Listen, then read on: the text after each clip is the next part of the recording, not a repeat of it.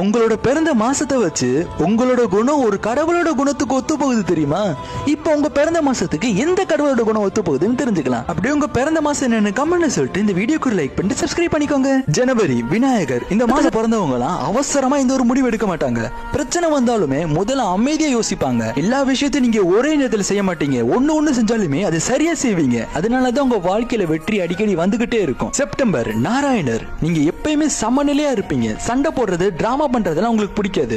ஏதாவது தவறு நடந்துச்சுன்னா அமைதியா சரியான முடிவு எடுப்பீங்க. அதனாலதான் மக்கள் எல்லாரும் உங்களை நம்புவாங்க. காரணம் நீங்க சமநிலையா இருக்கிறதுனால. ஏப்ரல் மகாதேவர். நீங்க எப்பயுமே மென்மையா அமைதியா இருப்பீங்க. யாருக்கிட்டையும் எதுவும் சண்டை போடாம உங்க வேலையை என்னமோ நீங்க பார்த்துட்டு போயிட்டே இருப்பீங்க. ஆனா யாராச்சும் ஒரு நபர் உங்க பொறுமையை சோதிச்சா இல்ல அவங்க உங்க லிமிட்டை கிராஸ் பண்ணாங்கன்னா ஒரே முடிவுல அவங்க லைஃபை நீங்க டோட்டலா சேஞ்ச் பண்ணிடுவீங்க. மார்ச் ஹனுமான். உங்களுக்கு கூட ஏதாச்சும் கஷ்டம் வந்தா கூட பரவாயில்லன்னு விட்டுருவீங்க.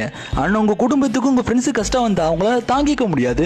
உடனே போய் உதவி பண்ணுவீங்க. இக்கட்டான சூழ்நிலையில உங்களோட உண்மையான பலம் வெளியே வரும். அந்த ஹனுமான் மாதிரி. டிசம்பர் நரசிம்மர். நீங்க எப்பயுமே பொறுமையா அமைதியா இருப்பீங்க. யாரையும் காயப்படுத்த மாட்டீங்க. ஆனா அநியாயம் நடந்துச்சுன்னா அதை நீங்க பார்த்துட்டு சும்மா இருக்க மாட்டீங்க. உண்மைக்காக எதிர்த்து நின்று போராடுவீங்க. மே கிருஷ்ணர். இவங்க எல்லாரும் கூட நல்ல சகஜமா பழகுவாங்க.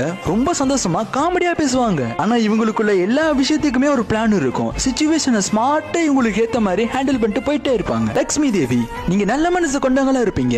மத்தவங்க உங்க கூட பழகும் போது ரொம்ப சந்தோஷமா அமைதியா ஃபீல் பண்ணுவாங்க. ரொம்ப முக்கியமா உங்களோட இரக்க குணம் தான் உங்களோட பெரிய சொத்தே. அக்டோபர் துர்காதேவி.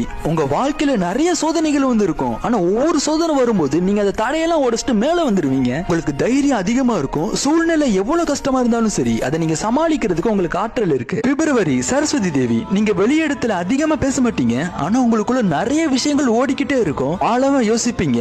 நடனம் இசைன்னு இந்த மாதிரி நிறைய கலைகளை கத்துக்கிறதுக்கு நீங்க விரும்புவீங்க.